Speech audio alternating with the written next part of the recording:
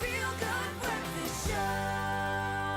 Welcome back to your Friday morning on your Feel Good Breakfast Show. Now, his is a name that is emblazoned on one of the biggest international airports in our country, in fact, the biggest one. But who really was the man behind the name Oliver Reginald Tambo? Now, Leanne sits down with one of his close allies from his living years to find out more about one of South Africa's most prolific freedom fighters.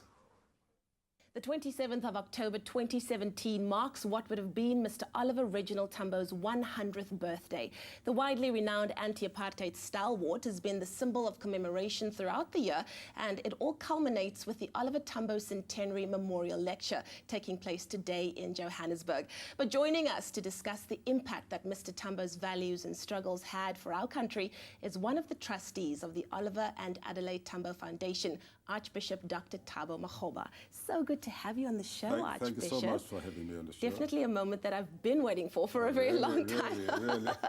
Put it into context for a moment.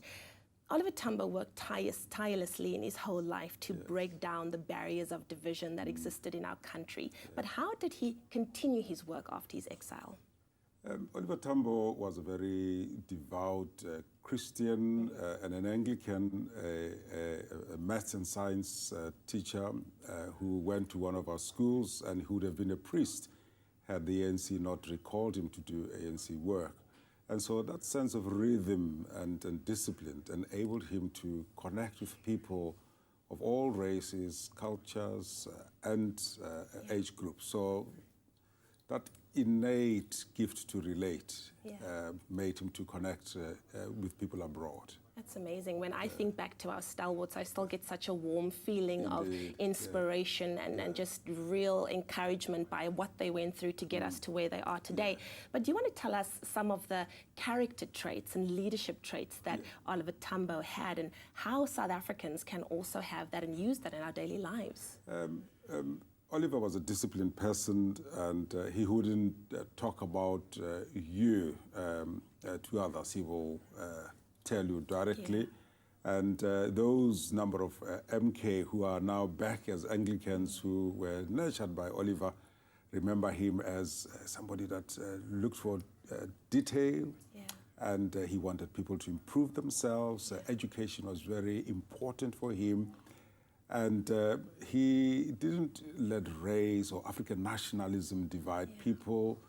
He believed in what are now the constitutional ideals: freedom, equality, and access by all people. And I think those are our constitutional values, and we need to espouse them as South Africans. Everybody should be accorded the dignity that God has created them for and with.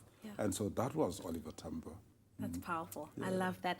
Now, October's been an incredibly busy month with celebrations around Oliver Tambo. Just a few days ago, there was the statue of Oliver Tambo that was unveiled at the International Airport in Johannesburg.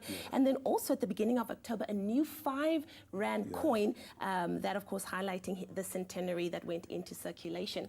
What does that mean for you, and what should it mean for all of us that look upon those things? It's quite exciting that we are not only putting Oliver Tambo at the airport for visitors to see him, but we are also enabling some of all South Africans to ask questions. Who is this fellow in our coins? And I was preaching on Sunday that what is on the coin is Caesar, so you give Caesar what belongs to Caesar. So people start to say, who is this Caesar? Who is this person? What did he mean? We hear that he turns 100 years, but what did he do for us? What can we do to emulate his values? And for me, I remember him coming to the memorial service of Helen Joseph together with Nelson Mandela when I was a young curate at St. Mary's Cathedral. He had had stroke, but his warmth, his beauty just shone in that cathedral. And then lastly, I remember when we were having him lie at state at St. Mary's Cathedral in Johannesburg, I had to open this coffin and incense it. There he was, just lying calmly inside a coffin, wearing a controversies, a hat. And even in his death, that sense of calm, that sense that all will be well, just shone through Oliver. Yeah. And that's why I love these commemorations. It's keeping the spirit of these tremendous leaders alive and, of course, just challenging us to follow in their footsteps. Indeed, indeed. And may that coin also remind us that it is not used for just buying material things, but just the spiritual aspect of the person on the coin is very important. Absolutely. For Oliver, took his spirituality quite seriously. Absolutely. Archbishop, thank you so much for joining us on our show this morning. It's been a tremendous honor having you here. Thank you so much. Thank Wow. you so much. Now, to the family of, rather the Tambo family, and to all of those near and dear to them, we wish you a joyous celebration of the life and legacy that your patriarch built for you and, of course, for our country.